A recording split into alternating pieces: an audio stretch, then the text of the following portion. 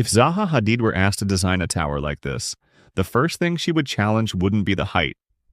It would be the assumption that a tower is an object separate from the ground beneath it. In her work, the ground bends, stretches, thickens, and here, you can see that logic immediately. The base doesn't simply support the structure, it becomes the structure. Landscape folds upward into architecture, circulation paths are absorbed into the form, the boundary between public space and building dissolves long before the tower begins to rise. This was fundamental to her thinking. She believed buildings should not interrupt movement, but redirect it. As the structure lifts, it does not follow a single axis. Instead, it twists subtly, responding to competing forces. What appears fluid is, in reality, highly controlled.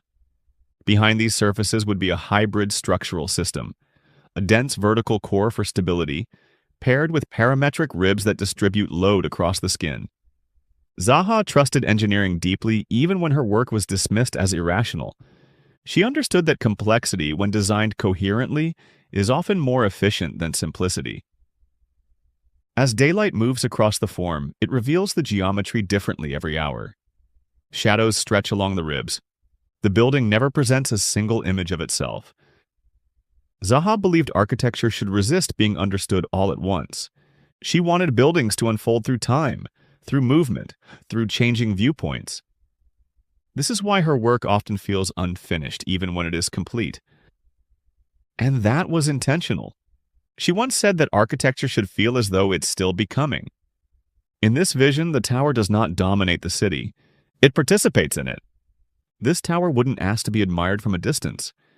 It would demand to be experienced, and like much of her work, it would probably be misunderstood at first.